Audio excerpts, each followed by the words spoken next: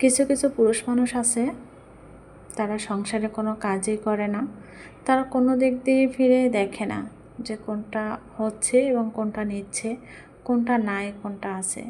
তারা কোনো রকম চাকরিটা করে দিন শেষে টাকাগুলো বউয়ের হাতে উঠাই দেয়। আবার কিন্তু সবাই না, সব পুরুষ কিন্তু সমান না। আপনারা আবার যেন কেউ গায়ে টেনে নিয়েন না।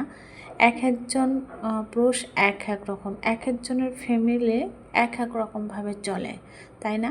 আসসালামু আলাইকুম, কেমন আছেন সবাই? আলহামদুলিল্লাহ, আমিও কিন্তু ভালো আছি। আর এই যে দেখেন, আমার 6 মাসের জন্য ধান কেনা হয়েছে।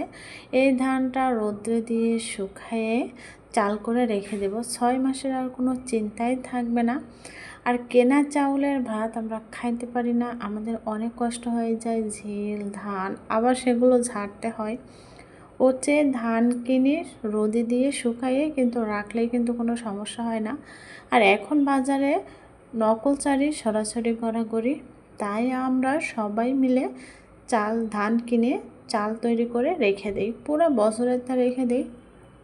এই সময় হঠাৎ করে আমাদের চাল শেষ হয়ে যায়। চাল শেষ হয়ে যাওয়ার পরে আমরা তো কেনা চাল খাইতে পারি না। এই জন্য এই যে ফসলটা উঠছে তার থেকে আমরা ধানটা নিয়ে আসছি, কিন্তু সব ধান ভালো ছিল, তার থেকে একটা বস্তা খারাপ ছিল, কালো ছিল। সেই কালো ধান দেখে চালগুলো একটু কেমন হয়ে গেছে। এই ধান বেশি রোদ দেওয়া লাগবে না, মানে 2-3টা রোদ দেবো, দিয়ে তারপরে মিল থেকে চাল করে এনে রেখে দেব। আর ধান শুকালে একটা সুবিধা আছে, এখান থেকে কুড়ো বিক্রি করা যায়। তারপরে মানে চালের যে ভাঙা গুঁড়িটা থাকে সেটাও হয়ে যায়, অনেক রকম সুবিধা হয়। তারপরে মামিকে দিয়ে ধানগুলো সুন্দরভাবে নেড়ে নিচ্ছিলাম। আর এইটা কিন্তু পুরো ছাদে মানে প্রথম থেকে মানে শেষ পর্যন্ত 8 বস্তা ধান ছিল এই জন্য।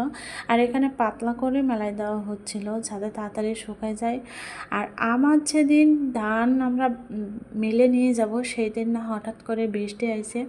আর এই ধানটা নেওয়ার থেকেই আমাদের ঝামেলা ছিল, যে কোনোভাবে ঝামেলা শেষ হচ্ছিল না। নিয়ে আসতে গিয়ে ঝামেলা, ধান কিনতে গিয়ে ঝামেলা, ধান ভাঙাতে গিয়ে ঝামেলা, কত ঝামেলা সহ্য করতে হয়েছে।